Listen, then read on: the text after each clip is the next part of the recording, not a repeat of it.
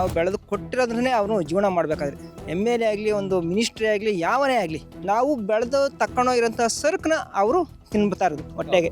ಅವರು ಮುನ್ನೆ ತಿಂತಲ್ಲ ಹೊಟ್ಟೆಗೆ. ಇವ್ರಿಗೆ ನಿಜವಾದ ಜನಪ್ರತಿನಿಧಿಗಳಾದ್ರೆ ನಿಜವಾದ ತಾಕತ್ತೆ ಇದ್ರೆ ಇವ್ರಿಗೆ ನೀರಾವರಿ ಕೊಡಿ ಸರ್, ನಾವೇ ಕೂಲಿ ಕೊಡುವಾಗ ಅವ್ರೇನು ಅವ್ರು ಕೂಲಿ ಕೊಡೋದು ನಮಗೆ. ಅವ್ರ ವಿರುದ್ಧವಾಗಿ ಹೋದ್ರೆ ನಾವು ವಿರೋಧಿಗಳು. ಇವರೆಲ್ಲ ರೌಡಿ ಈ ಥರ ವರ್ತನೆ ಮಾಡ್ತಾರೆ ಸರ್. ನಮ್ಮ ರೈತರು ತಮ್ಮ ಭೂಮಿಗೋಸ್ಕರ ಹೋರಾಟ ಮಾಡ್ತಾವ್ರು, ಯಾರು ರೌಡಿಸಮ್ ಮಾಡಿಲ್ಲ.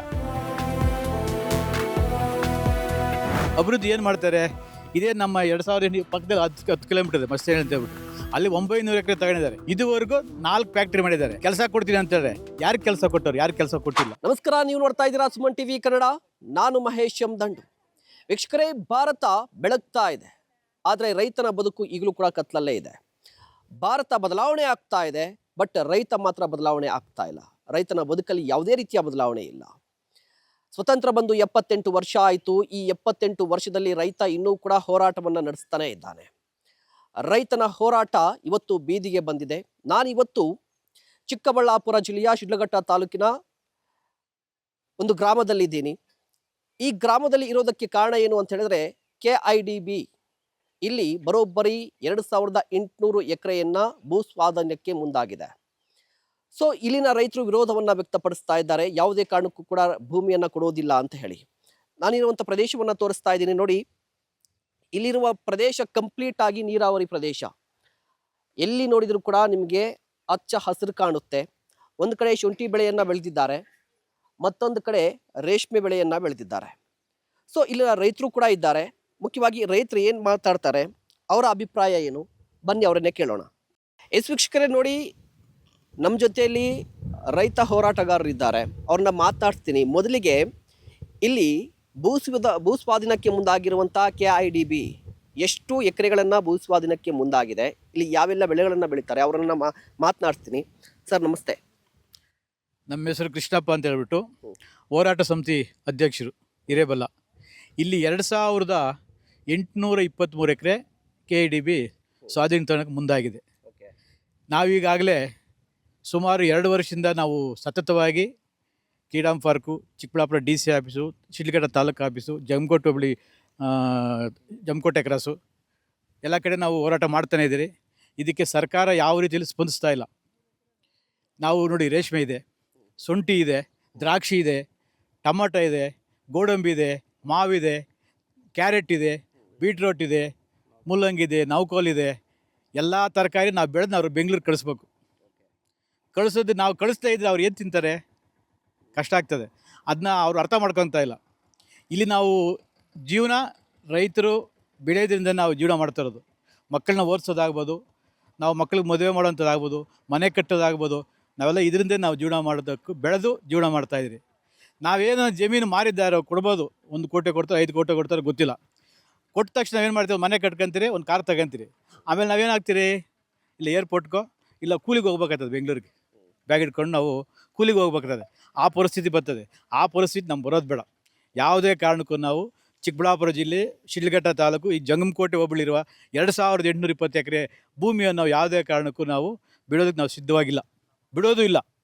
ಓಕೆ, ಈಗ ಸರ್ಕಾರ ಹೇಳೋದೇನು ಅಂತ ಹೇಳಿದ್ರೆ, ಇಲ್ಲಿನ ಭೂಮಿ ಕೃಷಿ ಯೋಗ್ಯ ಅಲ್ಲ ಅಂತ ಹೇಳ್ತಾರೆ. ಕೃಷಿಕರು ಕಡಿಮೆ ಇದ್ದಾರೆ ಅಂತ ಹೇಳ್ತಾರೆ. ಸೊ ಯಾವುದೇ ಸರ್ಕಾರ ಒಂದು ಭೂಮಿಯನ್ನ ಅಕ್ವೇರ್ ಭೂ ಸ್ವಾಧೀನ ಪಡಿಸ್ಕೊಳ್ಳುತ್ತೆ ಅಂತ ಹೇಳಿದ್ರೆ ಅದು ಬಂಜರು ಭೂಮಿ ಅಂತ ಹೇಳ್ತಾ ಇರುವಂತದ್ದು. ಈಗ ಬಿಡದಿ ಆಗಿರ್ಬೋದು, ಆನೆಕಲ್ ಆಗಿರ್ಬೋದು, ಇಲ್ಲೂ ಕೂಡ ಅದನ್ನೇ ಹೇಳ್ತಾ ಇದೆ. ಸೊ ನೀವು ಏನು ಹೇಳಕ್ ಇಷ್ಟಪಡ್ತೀರಾ ಅದಕ್ಕೆ? ಇದು ಫಲವತ್ತಾದ ಭೂಮಿ. ಬಂಜರು ಭೂಮಿ ಅಂದರೆ ಇನ್ನು ಮೇಲೆ ಶಿಡ್ಲಘಟ್ಟ ಮೇಲೆ ಇದೆ, ಅಲ್ಲಿ ತಗೊಳ್ಳಿ, ಗುಡ್ಡ ಬೆಟ್ಟ ಅಲ್ಲಿ ತಗೊಂಡು. ಇದು ಫಲವತ್ತಾದ ಭೂಮಿ ಬಿಟ್ಟು ನಾವು ಬೆಳೆಯೋಕ್ಕೆ ಸಾಧ್ಯ ಇಲ್ಲ. ಪ್ರತಿಯೊಂದು ನಾವು ಇಲ್ಲಿ ಬೆಳೆಯೋಂಥ ಫಲವತ್ತ ಭೂಮಿ ಬೆಳೆಯೋಕ್ಕಾಗ್ತದೆ? ಬೆಳೆಯೋಕ್ಕಾಗಲ್ಲ. ಬೆಳೆದಿರಲೇ ಬೆಳೆಯೋಕ್ಕಾಗೋದು.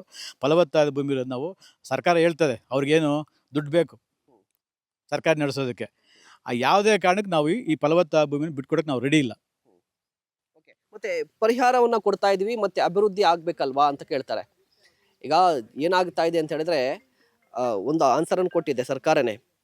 ಈಗ ಇರುವಂತಹ ಭೂಮಿಯನ್ನ ನಾವು ತಗೋತೀವಿ ಅಂತ ಹೇಳಿದ್ರೆ ಅಭಿವೃದ್ಧಿಗೆ ಅಂತ. ಸೊ ರೈತರ ಅಭಿವೃದ್ಧಿಗೆ ಅಡ್ಡಿ ಬರ್ತಾ ಇದ್ದಾರೆ ಅಂತ ಮಾತು ಕೂಡ ಕೇಳಿ ಬಂದ್ಬಿಡುತ್ತಪ್ಪ. ಅಭಿವೃದ್ಧಿಗೆ ಅಂತ ಅವ್ರು ಹೇಳ್ತಾ ಇದ್ದಾರೆ, ಒಪ್ಕೊಂತೀರಿ. ಅಭಿವೃದ್ಧಿ ಏನು ಮಾಡ್ತಾರೆ? ಇದೇ ನಮ್ಮ 2000 ಪಕ್ಕದಲ್ಲಿ 10 ಕಿಲೋಮೀಟರ್ ಇದೆ ಮಸ್ತಿ ಅಂತ ಹೇಳ್ಬಿಟ್ಟು, ಅಲ್ಲಿ 900 ಎಕರೆ ತಗೊಂಡಿದ್ದಾರೆ. ಇದುವರೆಗೂ 4 ಫ್ಯಾಕ್ಟ್ರಿ ಮಾಡಿದ್ದಾರೆ. ಕೆಲಸ ಕೊಡ್ತೀನಿ ಅಂತೇಳಿ ಯಾರು ಕೆಲಸ ಕೊಟ್ಟರು? ಯಾರು ಕೆಲಸ ಕೊಟ್ಟಿಲ್ಲ. ಅವ್ರು ಬೇರೆ ಕಡೆ ಕೂಲಿಗೆ ಹೋಗ್ತಾರೆ. ಈಗ ಖಾಲಿ ಆಗೇ ಬಿದ್ದಿದೆ. ಇದು ತಗೊಂಡಾಗೆ ಮಾಡೋದಷ್ಟೇ. ಅದಕ್ಕೆ ನಮ್ಮ ಬಾಯಿಗೆ ಮಣ್ಣು ಹಾಕೋದು ಬೇಡ, ಈ ಮಣ್ಣು ನಮ್ಮ ಬಾಯಿಗೆ ಮಣ್ಣು ಹಾಕೋದು ಬೇಡ ಅವ್ರು. ಅಲ್ಲ, ನೀವು ಒಳ್ಳೆ ವಿಚಾರ ಹೇಳ್ತಾ ಇದ್ರಿ. ಈಗ ಮಸ್ತೇನಲ್ಲಿ ಅಂತ ಹೇಳ್ತಾ ಇದ್ರಿ, ಅಂದ್ರೆ ನನಗೆ ಗೊತ್ತಿರೋ ಪ್ರಕಾರ ಈ ಸುತ್ತಮುತ್ತ ಕೂಡ ಅಕ್ವೇರ್ ಆಗಿದೆ ಅಲ್ವಾ? ಈ ದೇವನಹಳ್ಳಿ ಭಾಗ ಮತ್ತೆ ಈ ಕಡೆ ಆ ವೇಮ್ಗಲ್ ಕೂಡ ಬರ್ತಾ ಇದೆ. ಸೊ ನಿಮ್ಗೆ ಯಾರಾದ್ರೂ ರೈತರು ಹೇಳಿದಾರಾ ಈಗ ಪರಿಹಾರ ಕೊಡ್ತೀವಿ ಅಂತ ಸರ್ಕಾರ ಹೇಳಿರುತ್ತೆ? ಎಷ್ಟು ಭೂಮಿಯನ್ನ ಸರ್ಕಾರ ಅಕ್ವೇರ್ ಮಾಡ್ಕೊಂಡಿತ್ತು, ರೈತರಿಗೆ ಎಷ್ಟು ಪರಿಹಾರ ಕೊಟ್ಟಿತ್ತು? ಅವರು ಪರಿಹಾರ ಅಂತ ಹೇಳ್ತಾರೆ. ಮೊನ್ನೆ ಫಿಕ್ಸ್ ಮಾಡಕ್ಕೆ ಕರೆದಿದ್ರು, 1.5 ಕೋಟಿ ಕೊಡ್ತೀವಿ ಅಂದ್ರು. ಅವ್ರು 5 ಕೋಟಿ ಕೊಟ್ಟರು ನಾವು ಭೂಮಿ ಕೊಡೋದಿಲ್ಲ. ಯಾಕೆ ಕೊಡೋಲ್ಲ ಅಂದರೆ ಅದು ದುಡ್ಡು ಇರೋದಿಲ್ಲ, ಖಾಲಿ ಆಗ್ತದೆ. ಫಲವತ್ತಾದ ಭೂಮಿ ಅವರು 5 ಕೋಟಿ ಕೊಟ್ಟಿದ್ರೆ ನಾವೇ ಬೇಕಾದ್ರೆ 1 ಎಕರೆ ದ್ರಾಕ್ಷಿ ಮಾಡೋಕೆ ಹೋದರೆ, ಒಂದು ಗೋಡೆ ಮಾಡೋಕೆ ಹೋದರೆ ನಾವೇ ಕೂಲಿ ಕೊಡ್ತೀವಿ. ನಮ್ಮ ರೈತರನ್ನ ಕರೆದು, ಬಡವ್ರನ್ನ ಕರೆದು ಕೂಲಿ ಕೊಡ್ತೀವಿ. ಅವರು 500 ರೂಪಾಯಿ ಕೊಟ್ಟು ನಾವು 1000 ರೂಪಾಯಿ ಕೂಲಿ ಕೊಡ್ತೀವಿ. ನಾವೇ ಕೂಲಿ ಕೊಡುವಾಗ ಅವ್ರು ಕೂಲಿ ಕೊಡೋದು, ನಮಗೆ ಕೂಲಿ ಕೊಡೋ ಅವಶ್ಯಕತೆ ಇಲ್ಲ. ನಾವೇ ರೈತರನ್ನ ಕರೆಸ್ಕೊಂತೀವಿ, ನಾವು ಇನ್ನೂ ಡೆವಲಪ್ಮೆಂಟ್ ಮಾಡ್ತೀವಿ. ಆ ಥರ ಇದೆ ಪರಿಸ್ಥಿತಿ. ಓಕೆ ಸರ್, ಇಲ್ಲಿ ಮತ್ತೊಂದು ವಿಚಾರ ಏನಂತ ಹೇಳಿದ್ರೆ, ಮುಖ್ಯವಾಗಿ ಈ ಭೂಮಿಯಲ್ಲಿ ಏನೆಲ್ಲ ಬೆಳೆಗಳು ಬೆಳಿತೀರಿ? ಸರ್, ಈ ಭೂಮಿಯಲ್ಲಿ ಏನು ಈ ರೇಷ್ಮೆ ಸೊಪ್ಪು, ಶುಂಠಿ, ಮಾವು, ತೆಂಗು, ಆಮೇಲೆ ಕ್ಯಾರೆಟು, ಬೀಟ್ರೂಟು, ನವಕೋಲು, ಧನಿಯಾ ಸೊಪ್ಪು, ಇನ್ನೂ ಅನೇಕ ದಾಳಿಂಬೆ, ದ್ರಾಕ್ಷಿ. ಈ ಇಡೀ ದೇಶದಲ್ಲಿ ಎಲ್ಲಾದರೂ ನೋಡಿ, ಈ ಜಂಗಮಕೋಟೆ ಹೋಬಳಿ ಅಂತ ಇರ್ತಕ್ಕಂಥ ಫಲವತ್ತತೆ ಇರ್ತಕ್ಕಂಥ ಭೂಮಿ ಎಲ್ಲೂ ನೋಡ್ಲಿಕ್ಕೆ ಸಾಧ್ಯ ಇಲ್ಲ. ಯಾಕಂದರೆ ಈಗಾಗಲೇ ನಮ್ಮ ಕಡೆ ರೈತರು ಪ್ರಯೋಗ ಮಾಡ್ತಾವ್ರೆ. ಕಾಶ್ಮೀರದ ಆಪಲ್ ಬೆಳೆಯೋಂಥ ಕೆಲಸ ಈ ನಡುವೆ ಸ್ಟಾರ್ಟ್ ಮಾಡವ್ರೆ. ಯಾಕಂದರೆ ಅದು ಕೋಲ್ಡು, ಫುಲ್ಲು ಜಮ್ಮು ಕಾಶ್ಮೀರ ಅಂದರೆ ಫುಲ್ ಕೋಲ್ಡು ಏರಿಯಾ. ಅಂಥ ಏರಿಯಾ ಸಸಿ ತಂದು ಇಲ್ಲಿನ ಪರೀಕ್ಷೆ ಮಾಡಿ ಸಕ್ಸಸ್ ಆಗಿದ್ರಿ. ಯಾಕಂದರೆ ಎಲ್ಲ ರೀತಿಯಲ್ಲಿ ಬೆಳೆಯತಕ್ಕಂಥ ಭೂಮಿ ಏನಂದಿದ್ರೆ ಜಂಗಮಕೋಟೆ ಹೋಬಳಿ ಒಂದು. ಇವತ್ತು ಹೇಳ್ತಾರೆ ಸರ್ಕಾರದವರು, ಇಲ್ಲಿ ಬಂಜರು ಭೂಮಿ ಇದೆ, ಬಂಜರು ಭೂಮಿ ಅಂತ. ನಾವು ಸಾಕ್ಷಿ ಸಮೇತ ಕೊಡ್ತೀವಿ.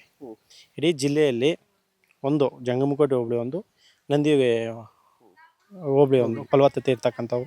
ಯಾಕಂದರೆ ಇವರು ಫಲವತ್ತತೆ ಇರ್ತಕ್ಕಂಥ ಭೂಮಿಗಳನ್ನೆಲ್ಲ ವಶ ಮಾಡ್ಕೊಂಬಿಟ್ರೆ ಮುಂದೆ ನಮ್ಮ ರೈತರು ಎಲ್ಲಿ ಮುಂದೆ ಏನು ತಿಂತಾರೆ ಇವರೆಲ್ಲ? ಇವತ್ತು ಫ್ಯಾಕ್ಟ್ರಿಗಂತ ಹೇಳ್ತಾರೆ, ಎಷ್ಟು ಎಕರೆಗಳು ನೀವು ಒತ್ತುವರಿ ಮಾಡಿದರೆ ಎಷ್ಟು ಎಕರೆ ಖಾಲಿ ಇದೆ ಇಡೀ ರಾಜ್ಯದಲ್ಲಿ ಇದೆ, ಲೀಸ್ಟ್ ತೊಗೊಳ್ರಿ. ಎಲ್ಲ ಕಡೆ ನೀವು ಮಾಧ್ಯಮಗಳವರು ತೋರಿಸೋಂಥ ಕೆಲಸ ಮಾಡಿರಿ. ಒಂದು ಕಂಪ್ನಿಗಳ ಹತ್ರ ಹೋಗಿ, ಆ ಕಂಪ್ನಿಗೆ ಎಷ್ಟು ಬೇಕಾಗ್ತದೆ?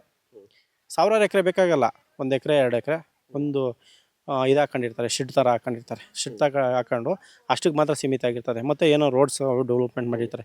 ಇನ್ನು ಉಳಿದಂಥ ಜಮೀನುಗಳೆಲ್ಲ ಖಾಲಿ ಇರ್ತಕ್ಕಂಥ ಭೂಮಿಗಳು. ಈ ರೀತಿ ಎಲ್ಲ ಇವರು ವಶ ಮಾಡಿಸ್ಕೊಂಡು, ಇವ್ರದ್ದು ಏನಿಲ್ಲ ಸರ್. ಮುಂಚೆ ಈ ಜನ ರೈತರು ಜಮೀನಿಗೆ ಕೊಡ್ತಾಯಿದ್ರು, ಏನೋ ಅವ್ರಿಗೆ ಪ್ರತಿಯೊಬ್ಬರು ಬುದ್ಧಿವಂತರಾಗ್ಬಿಟ್ಟವ್ರೆ. ಯಾಕಂದರೆ ಭೂಮಿ ಕಳ್ಕೊಂಡು ನಾವು ಜೀವನ ಮಾಡೋಕ್ಕಾಗಲ್ಲ. ಇದನ್ನ ರೈತರು ಇವತ್ತು ನಮ್ಮ ಹಳ್ಳಿಯಲ್ಲಿ ಮಳೆಗೆ ರಾಗಿ ಬೆಳೀತಾರೆ. 1 ಎಕರೆಯಲ್ಲಿ ಏನಿಲ್ಲ ಅಂದರೆ ಒಂದು 25 ಫಲ ಬೆಳೀತಾರೆ. 25 ಫಲ ಅಂದರೆ ಒಂದು 100 kgಗೆ 5,000 5,500 ಆಗಿದೆ. ಈಗ ಎಷ್ಟಾಯ್ತು ಸರ್? 25 ಫಲ ಅಂದರೆ 1 ಲಕ್ಷ ಚಿಲ್ಲರೆ ಆಗ್ತದೆ. ಸಾಕಲ್ವ ಅದು? ಪಾಪ ಒಂದು ದನ ಕರು ಸಾಕ್ತಾರೆ, ಹುಲ್ಲು, ಆ ಹುಲ್ಲಲ್ಲಿ ಹಾಲು, ಇದು ಹಸುಗಳಿಗಾಗಿ ಹಾಲು. ಇವತ್ತು ರೇಷ್ಮೆ ಏನು ಹೇಳ್ತಾ ಇದ್ದೀರೋ, ಶಿಡ್ಲಘಟ್ಟ ಕ್ಷೇತ್ರದಲ್ಲಿ 250 ಕೋಟಿ ರೂಪಾಯಿ ರೇಷ್ಮೆ ಹೈಟೆಕ್ ಮಾರ್ಕೆಟ್ ಬಂದಿದೆ. ಇವತ್ತು ಆ ಮಾರ್ಕೆಟ್ ಬರಬೇಕಾದ್ರೆ ಜಂಗಮಕೋಟೆ ಹೋಬಳಿನೇ ಪ್ರಮುಖ ಪಾತ್ರ. ಇದು 521 ಎಕರೆ ರೇಷ್ಮೆ ಬೆಳೆ ಅಂತಕ್ಕಂಥ ಭೂಮಿ ಇರ್ತಕ್ಕಂಥದ್ದು ಇಲ್ಲೇ ಇರೋದು. ಏನು ಚಿಕ್ಕಬಳ್ಳಾಪುರ ರೇಷ್ಮೆ ಇಲಾಖೆಯವರೇ 521 ಎಕರೆ ರೇಷ್ಮೆ ಬೆಳೆ ಅಂತಕ್ಕಂಥ ಸೂಕ್ತವಾದ ಪ್ರದೇಶ ಇದು ಅಂಥೇಳಿ ಸರ್ಟಿಫಿಕೇಟ್ ಕೊಟ್ಟಿರೋಂಥ ಭೂಮಿ ಇದು. ಈ ಥರ ಇದ್ದಾಗ ಇವರು ಈ ಏನೋ ಸರ್ಕಾರಕ್ಕೆ ನಮ್ಮ ಜನಗಳಿಗೆ ವಂಚನೆ ಮಾಡಿ ಈ ಕೈಗಾರಿಕೆ ಮಾಡೋಕ್ಕೆ ಹೊರಟವ್ರಲ್ಲ, ಎಷ್ಟು ಜನಕ್ಕೆ ರೈತಕ್ಕೆ ಕೆಲಸ ಕೊಡ್ತಾರೆ?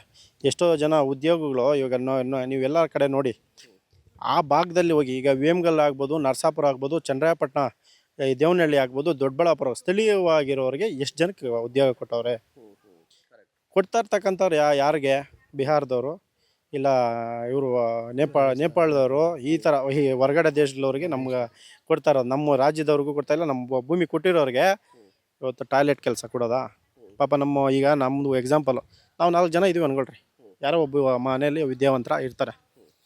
4 ಜನ ಒಬ್ರಿಗೆ ಯಾರಿಗೋ ಅಕಸ್ಮಾತ್ ಆಯಿತು ಒತ್ತಡಕ್ಕೆ ಇವ್ರು ತೊಗೊಬೋದು, ಕಂಪ್ನಿಗೆ ತೊಗೊಬೋದು. ಇನ್ನು 3 ಜನ ಏನಾಗ್ತಾರೆ? ಇವತ್ತು ನಮ್ಮ ಮನೇಲೆ ನಮ್ಮ ತಂದೆ ತಾಯಿ ಹಸು ಮೇಯಿಸ್ತಾರೆ, ಮಾವಿನ ಗಿಡ ಇದೆ, ರೇಷ್ಮೆ ಗಿಡ ಇದೆ, ಎಲ್ಲ ನೋಡ್ಕೊಂತವ್ರೆ. ಅವ್ರಿಗೆ ಇವೆಲ್ಲ ಹೋಗ್ಬಿಟ್ರೆ ಏನು ನೋಡ್ಕೊಂತಾರೆ? ಅವ್ರನ್ನೆಲ್ಲ ಎಲ್ಲಿಗೆ ಕಳಿಸೋದು? ಆಮೇಲೆ ಕೆಲಸ ಪ್ರತಿ ರೈತನಿಗೂ ದಿನನಿತ್ಯ ಕೆಲಸ ಇದ್ದರೆ ಆರೋಗ್ಯ. ನೀವು ಮನೆಯಲ್ಲೇ ಕೂತ್ಕೊಂಬಿಡಿ, ಆರೋಗ್ಯನೇ ಇಲ್ಲ, ಏನಿಲ್ಲ. ಇವತ್ತು ಈ ಕ್ಷೇತ್ರದಲ್ಲಿ ನಡೀತಾ ಇರ್ತಕ್ಕಂಥ ಜನಪ್ರತಿನಿಧಿಗಳಾಗ್ಬೋದು, ರಾಜ್ಯದಲ್ಲಾಗ್ಬೋದು, ಯಾರೂ ನಮ್ಮನ್ನ ಕೈ ಹಿಡಿಯಕ್ಕೆ ಬರ್ತಾ ಇಲ್ಲ. ಓಕೆ, ಮತ್ತೆ ಇಲ್ಲಿ ಭೂಮಿಯನ್ನು ಕೊಡೋದಕ್ಕೂ ಕೂಡ ರೈತರು ಸಿದ್ಧವಾಗಿದ್ದಾರೆ ಅಂತ ಕೂಡ ಮಾತು ಕೇಳಿ ಬರ್ತಾ ಇದೆ. ರೈತರು ಕೂಡ ಭೂಮಿ ಕೊಡ್ಲಿಕ್ಕೆ ರೆಡಿ ಇದ್ದಾರೆ ಅಂತ. ಸರ್ ಇದು ಬೆರಳೆಣಿಕೆ ಎಷ್ಟು ಇರೋದು ಸರ್. ಇವತ್ತು ಶೇಕಡವಾರು 75-80% ರೈತರು ಇಲ್ಲಿ ಕೊಡೋಕೆ ರೆಡಿ ಇಲ್ಲ. ಈಗ ನಮ್ಮೂರಲ್ಲಿ 1200 ಎಕರೆ ಹೋಗ್ತಾಯಿದೆ ಸರ್. ಈಗ ನಮ್ಮೂರಲ್ಲೇ ನಡಿಪ್ನಾಯಕನಹಳ್ಳಿ ಅನ್ನೋ ಗ್ರಾಮ ನಮ್ಮದು. ಎಷ್ಟು ಜನ ಹೋಗ್ತಾರೆ ಅಂದ್ಬಿಟ್ಟು ಒಂದು ಕಡೆ ನಿಲ್ಲಿಸ್ಬಿಡ್ಲಿ, ಕೊಡ್ತಕ್ಕಂಥವ್ರು ನಿಲ್ಲಿಸ್ಲಿ, ಕೊಡ್ದಿದ್ದಕ್ಕಂಥವ್ರು ನಿಲ್ಲಿಸ್ಲಿ, ಅಲ್ಲೇ ಸಕ್ಸಸ್ ಗೊತ್ತಾಗ್ಬಿಡ್ತದಲ್ವಾ, ಯಾರು ಕೊಡ್ತಾರೆ ಯಾರು ಕೊಡಲ್ಲ ಅನ್ನೋದು ಅಲ್ವಾ.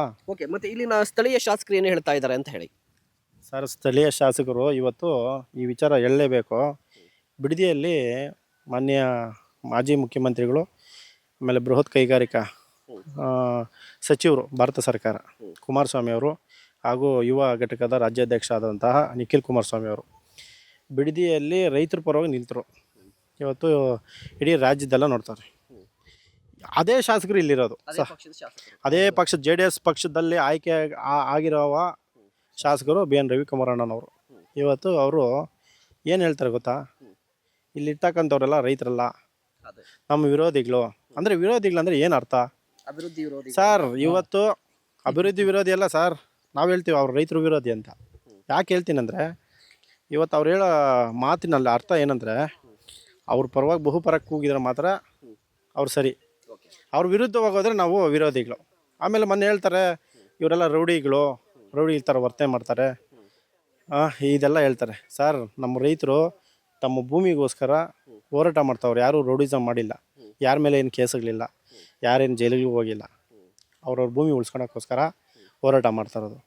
ಶಾಸಕರು ಇವಾಗಲಾದರೂ ಬಂದು ರೈತರ ಪರವಾಗಿ ನಿಲ್ಲಿ, ನಿಮ್ಗೆ ಸ್ವಾಗತ ಕೊಡ್ತೀವಿ, ನೀವೇನು ಎಲ್ಲ ಜಮೀನು ಉಳಿಸಿದ್ದೆ ಆದರೆ ನಿಮ್ಮ ಫೋಟೋಕ್ಕೆ ಪೂಜೆ ಮಾಡ್ತೀವಿ. ಇವತ್ತು ರೈತರ ಪರವಾಗಿ, ರೈತರ ಮಗನಾಗಿ ರೈತರ ಬಗ್ಗೆ ಕಾಳಜಿ ಇದ್ದರೆ ರೈತರ ಪರವಾಗಿ ನಿಲ್ಲಿ. ನೀವು ಮುಂದಿನ ದಿನಗಳು ಒಳ್ಳೆ ದಿನಗಳು ಬರ್ತದೆ ನಿಮಗೆ. ನೀವು ಸ್ಥಳೀಕರು, ಹೊರಗಡೆಯವ್ರು ಬಂದು ರಾಜಕಾರಣ ಅಲ್ಲ, ಸ್ಥಳೀಕರಿಗೆ, ಅದು ಜಂಗಮಕೋಟೆ ಹೋಬಳಿಯಲ್ಲಿ ಹುಟ್ಟಿರೋವಂಥವ್ರು ನೀವು ಈ ರೀತಿ ಹೇಳ್ತಾ ಇದ್ದರೆ ಇಡೀ ಶಿಡ್ಲಘಟ್ಟದ ಜನತೆ ಸೂಕ್ಷ್ಮದಿಂದ ಗಮನಿಸ್ತಾ ಇರ್ತಾರೆ, ಎಲ್ಲೋ ಒಂದು ಕಡೆ ಗಮನಿಸ್ತಾರೆ. ರೈತರು ಒಂದು ಕಡೆ ಪ್ರಾಬ್ಲಮ್ ಆದರೂ ಇಡೀ ರಾಜ್ಯದಲ್ಲಿ ದಂಗೆ ಹೇಳ್ತಾ ಒಂದು ಉದಾಹರಣೆಗಳೆಲ್ಲ ನೋಡ್ತಾ ಇದ್ದೀವಿ. ಸೊ ನಿಮ್ಗೆ ಏನು ಅನಿಸ್ತಾ ಇದೆ? ಒಂದು ಕಡೆ JDS ಪಕ್ಷ ಬಿಡದಿಯಲ್ಲಿ ಪ್ರತಿಭಟನೆ ನಡೆಸ್ತಾ ಇದೆ ಭೂ ಸ್ವಾಧೀನವನ್ನು ವಿರೋಧಿಸಿ. JDS ಅಂತ ಹೇಳಿದ್ರೆ ಈಗ ರೈತರ ಪಕ್ಷ ಅಂತ ಹೇಳ್ತಾರೆ. ಇಲ್ಲಿನ ಸ್ಥಳೀಯ ಶಾಸಕರು JDS ಪಕ್ಷದವರು. ಸೊ ಅವರೇ ಭೂ ಸ್ವಾಧೀನಕ್ಕೆ ಮುಂದಾಗ್ತಾ ಇದ್ದಾರೆ ಅಂತ ಹೇಳಿದ್ರೆ, ಸೊ ನಿಮ್ಗೆ ಏನು ಅನಿಸ್ತಾ ಇದೆ? ಸ್ವ ಇಚ್ಛಾಶಕ್ತಿ ಏನಾದರೂ ಇರ್ಬೋದಾ ಸರ್? ಇದು ಏನಾಗಿದೆ ಅಂದರೆ, ನಮಗೆ ಅನಿಸಿದ ಪ್ರಕಾರ ಇವರು ನಮ್ಗೆ ರೈತರ ಪರವಾಗಿ ನಿಲ್ತಾ ಇಲ್ಲ ಸರ್ ಇವರು. ಯಾಕಂದರೆ ಕುಮಾರಸ್ವಾಮಿ ಅವರು, ದೇವೇಗೌಡರು, ನಿಖಿಲ್ ಕುಮಾರಸ್ವಾಮಿ ಅವರು ರೈತರಿಗೋಸ್ಕರ ನಾವು 25 ಎಕರೆ ನಾವು ಆಸ್ಪತ್ರೆ ಬೇಕಾದ್ರೆ ಕೊಡ್ತೀವಿ ಅನ್ನೋ ಘೋಷಣೆ ಮಾಡ್ತಾವ್ರೆ. ಇವ್ರು ನೋಡಿದ್ರೆ ಉಲ್ಟಾ. ಇಡೀ ರಾಜ್ಯದಲ್ಲಿ ಈ ವಿರೋಧ ಪಕ್ಷದವ್ರು ಯಾವತ್ತಿದ್ರೂ ರೈತರ ಪರವಾಗಿ ನಿಲ್ಕೊಬೇಕು. ಆಡಳಿತ ಪಕ್ಷದಲ್ಲಿ ನಿಂತವ್ರಲ್ಲ, ಏನು ಅನ್ನೋದೇ ಗೊತ್ತಾಗ್ತಾ ಇಲ್ಲ. ಇದು ಆಡಳಿತ ಪಕ್ಷದ ಪರವಾಗಿ ಇವರು ನಾವು ಕೈಗಾರಿಕೆಗಳು ವಿರೋಧಿ ಅಲ್ಲ ಸರ್. ನಾವು ಸ್ಪಷ್ಟೀಕರಣ ಕೊಡ್ತೀವಿ. ಕೈಗಾರಿಕೆ ಮಾಡಿ ಬನ್ನಿ. ಇವತ್ತು ಏನು ಹೇಳ್ತಾರೆ, ಗೋಮಾಳ ಇದೆ ಅಂತ ಹೇಳ್ತಾರೆ. ಇಲ್ಲಿರ್ತಕ್ಕಂಥದ್ದು ಒಂದು 600 ಎಕರೆ 700 ಎಕರೆ ಇರೋದು. 500 ಎಕರೆ ಗೋಮಾಳ ಇದ್ದರೆ ಸಾಕು, ನಿಮಗೆ ಚಾಲೆಂಜ್ ಮಾಡಿ ಹೇಳ್ತೀವಿ, 2,500 ಎಕರೆ ಕೊಡ್ತೀವಿ, ಬರ್ತೀರಾ ಕೈಗಾರಿಕೆಗಳು ಮಾಡೋಕ್ಕೆ? ಅವರು ಸ್ವಯಂ ಪ್ರೇರಿತವಾಗಿ ಕೊಡೋಕೆ ರೆಡಿ ಇದ್ದಾರೆ. ಡೆವಲಪ್ಮೆಂಟು ಅಂದರೆ ಹಿಂದುಳಿದ ತಾಲೂಕು ಅಂತ ಕೇಳ್ತೀರಲ್ಲ ನೀವು. ಹಿಂದುಳಿದ ತಾಲೂಕು ಅಂದರೆ ಏನು ಅರ್ಥ? ಹಿಂದುಳಿದ ತಾಲೂಕಲ್ಲ. ಇವತ್ತು ಜಂಗಮಕೋಟೆ ಹೋಬಳಿ ಬೇರೆ 15-20 ಕಿಲೋಮೀಟ್ರ್ ಅಂತರದಲ್ಲಿ ಇದೆ ದೇವನಹಳ್ಳಿ ಏರ್ಪೋರ್ಟ್ಗೆ. ಹಿಂದುಳಿದ ಇದು ಹೋಬಳಿ ಯಾವ್ದು ಇದೆಯಾ ಗೊತ್ತಾ? ದಿಬ್ಬೂರಲ್ಲಿ ಇದೆ, ಸಾದ್ಲಿ ಇದೆ. ಇವತ್ತು ಅಲ್ಲಿ ಮಾಡಿದ್ರೆ ಶಿಡ್ಲಘಟ್ಟ ಟೌನ್ ಪಾಪ ಎಷ್ಟೋ ಜನ ಮುಸ್ಲಿಮ್ಸ್ ಆಗ್ಬೋದು, ಹಿಂದೂಗಳಾಗ್ಬೋದು, ಎಲ್ಲರೂ ಬೇರೆ ಕಡೆ ವಲಸೆ ಹೋಗ್ತಾವ್ರೆ. ಅಲ್ಲೆಲ್ಲ ನಿರುದ್ಯೋಗ ಸೃಷ್ಟಿಯಾಗೈತೆ. ಆ ಸೈಡು ಮಾಡಿದ್ರೆ ಪ್ರತಿಯೊಬ್ಬರು ಪಾಪ ಅವ್ರಿಗೆ ಸರ್ ಈ ಥರ ಬೆಳೆ ಇದಿಲ್ಲ ಸರ್, ನೀರೇ ಇಲ್ಲ, ಆಮೇಲೆ ಡ್ರೈ ಏರಿಯಾ ಅದೆಲ್ಲ. ಓಕೆ, ಆಯಿತು ಸರ್. ಈಗ ನೀವು ಎಷ್ಟು ವರ್ಷಗಳಿಂದ ಕೃಷಿ ಮಾಡ್ತಾ ಇದ್ರಿ ಒಂದು, ಮತ್ತು ಇಲ್ಲಿ ನಾರ್ಮಲ್ ಆಗಿ ಚಿಕ್ಕಬಳ್ಳಾಪುರ, ಕೋಲಾರ ಡಿಸ್ಟಿಕ್ ಅಂತ ಹೇಳಿದ್ರೆ ಏನು ಹೇಳ್ತಾರೆ ಅಂತ ಹೇಳಿದ್ರೆ ನೀರಾವರಿ ಇಲ್ಲ ಅಂತ. ಇಲ್ಲಿ ನೀರಾವರಿ ಇಲ್ಲದೆ ಇಷ್ಟೆಲ್ಲ ಬೆಳೆ ಬೆಳೆಯೋಕ್ಕೆ ಸಾಧ್ಯನಾ? ನೀರಾವರಿ ವ್ಯವಸ್ಥೆ ಹೇಗಿದೆ ಇಲ್ಲಿ ಅಂತ? ನಾವು ನಮ್ಮ ಅಪ್ಪನ ಕಾಲದಿಂದನೂ ಕೃಷಿ ಮಾಡ್ಕೊಂಬಂದಿರೋದೆ.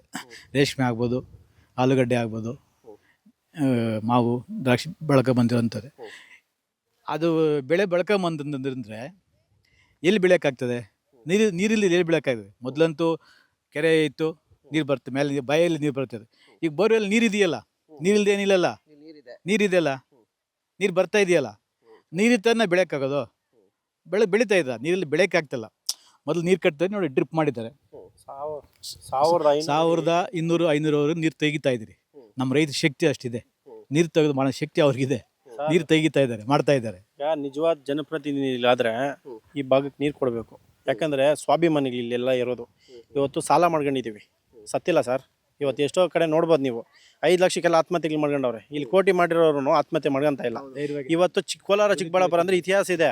ಇವ್ರಿಗೆ ನಿಜವಾದ ಜನಪ್ರತಿನಿಧಿಗಳಾದರೆ, ನಿಜವಾದ ತಾಕತ್ತೆ ಇದ್ದರೆ ಇವ್ರಿಗೆ ನೀರಾವರಿ ಕೊಡಿ ಸರ್. ನಮ್ಮ ಸರ್ಕಾರಕ್ಕೆ ಒತ್ತಾಯ ಮಾಡ್ತಾ ಇದೀವಿ, ನಮ್ಮ ಭಾಗಕ್ಕೆ ನೀರಾವರಿ ಕೊಡಿ. ಎಲ್ಲಿ ಒಂದೇ ಒಂದು ಅಡಿ ಸಹ.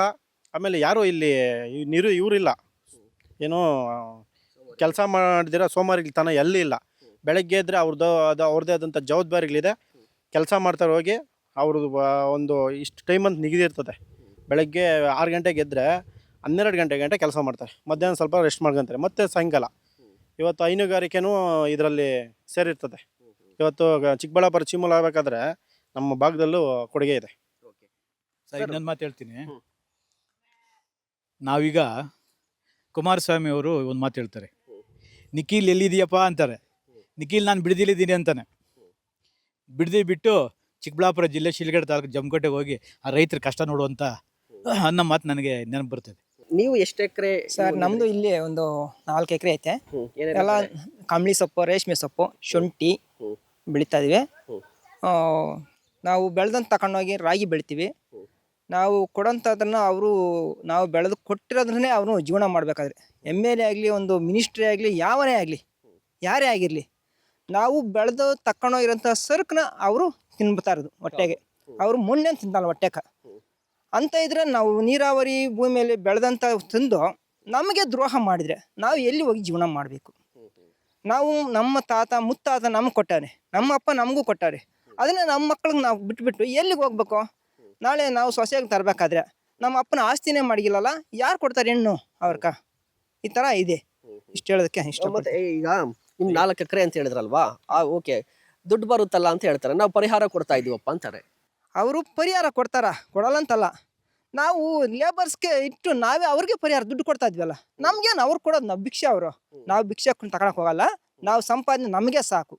ನಮ್ಮ ಹೊಟ್ಟೆಗೆ ನಾವು ಸಂಪಾದನೆ ಮಾಡ್ಕೊಂತ ಇದ್ವಿ. ಜಮೀನು ಕೊಟ್ಬಿಟ್ಟು ಅವ್ರ ಹತ್ರ ಭಿಕ್ಷೆ ಬೇಡಕ್ ಹೋಗವಾ? ಇನ್ನೊಂದು, ಇಲ್ಲಿನ ಶಾಸಕರೇ ಹೇಳ್ತಾ ಇದ್ರಪ್ಪ, ನೀವೆಲ್ಲ ರೈತರಲ್ಲ ಅಂತ. ಅವರು ದೊಡ್ಡ ಮನುಷ್ಯರು, ರೈತರಾಗಿ ಅವ್ರದ್ದೇ ಬೇಕಾದಷ್ಟು ಜಾಸ್ತಿ ಐತಲ್ಲ, ಕೊಳ್ಳಿ ಬಿಡಿ. ಅವರು ನಮ್ದು ಯಾಕೆ ರೈತರ ಹೊಟ್ಟೆ ಮೇಲೆ ಹೊಡೆದವರು ನಮ್ಮನ್ನ ಹಿಂಸೆ ಕೊಟ್ಟು ಸಾಯಿಸ್ತಾರೆ ಹೇಳಿ? ನಾವಂತೂ ಯಾವ ಕಾರಣಕ್ಕೆ ರಕ್ತ ಕೊಡ್ತೀವಿ ಅಂತ ಹೇಳ್ತಾ ಇದ್ರಿ, ರಕ್ತ ಕೊಡಲ್ಲ. ಬರಲಿ, ಎದುರುಗನೆ ಬರಲಿ, ನಮ್ಮ ಆಸ್ತಿಗೋಸ್ಕರ ಏನು ಮಾಡೋಕ್ಕೂ ರೆಡಿಗಿದ್ವಿ ನಾವು ಅಷ್ಟೇ.